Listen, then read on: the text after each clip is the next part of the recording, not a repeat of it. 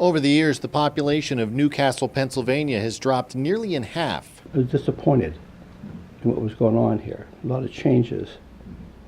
The population had dropped down quite a bit. We're now 23,000 right now. Today, we look at what's being done by city officials to improve those numbers in our towns.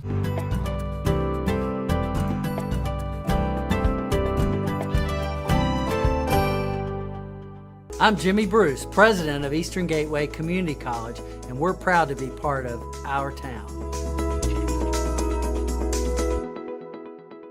Newcastle was once home to many mills which manufactured steel, tin, and iron. When those industries began to leave the area, the city found itself hurting. But today, it's keeping its books balanced, says Mayor Anthony Mastrangelo. I think we had $500 in the bank, but we've been able to stabilize our finances, and we have monies in the bank now, reserve for A-, stabilized. So now we have to do growth. We have to start growing. We have to start getting jobs in Newcastle. That's my priority right now. To help tackle issues the city is facing, the Newcastle Blueprint Communities was created. Kimberly Kolar-Jones is the facilitator. It's a core team representing a cross-section of what makes up a community. So you have people representing government, education, the arts, economic development, so forth and so on. The group created a 17-page plan that covers downtown revitalization and housing stabilization. Pretty much any facet that makes up a community has come together to work on this plan. And the city is working on bringing new jobs to the area. UPMC is one of the region's largest employers. They're planning on hiring 250 more people in the next few years, which in turn will help the housing market. They need somewhere for those people to live. They need residence housing, that sort of thing, and they have a vested interest in the health of their neighborhood and their community. Another area they're looking into is the medical marijuana industry.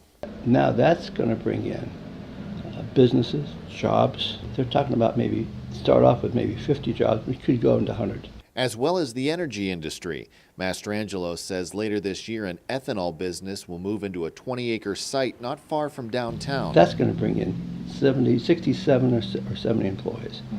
But we're talking about good paying jobs. While bringing in new business is a priority, the city is also working to preserve its existing businesses. Recently we've been doing good. We give back to the community as much as possible. Owner of the Capitol Grill, Sam Constant, recalls how his grandfather got into the bar business. He didn't start a restaurant here in Newcastle. He started off with a parking lot. Okay. And he worked his way up, and then his cousin asked him if he wanted to buy into the restaurant bar, and he bought into it. Originally, it started out where Eaton Park is now, next to the YMCA. Okay. Then they purchased the building from my grandfather and his two partners, and then that's when we moved downtown. Essentially, he was the last of the three partners, so he just kept buying the family out until he owned it solely. Sid Shankin is the owner of Haney's Comfort Living Furniture. 90 years ago, his grandfather bought the business, and the furniture store has been there ever since. I've done this for so long, it's part of me. We have a lot of good customers that have followed us over the years, and I've been working now with third and fourth generations, and if we give them good value, good quality furniture, good prices, and good service, they're going to come back. And so we've just maintained that policy. They're looking for a workforce.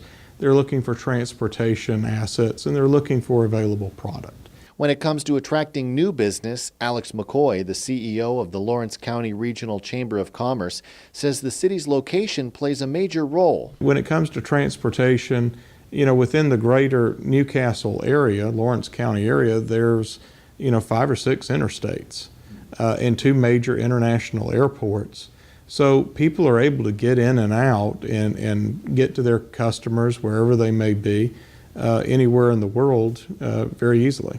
As far as workforce goes, we have a large regional workforce, being situated between Erie, Pittsburgh, and Youngstown, Ohio. People are able to come in from all over. There's more than 500,000, available workers in that labor shed. And Mastrangelo agrees, saying that interest is growing.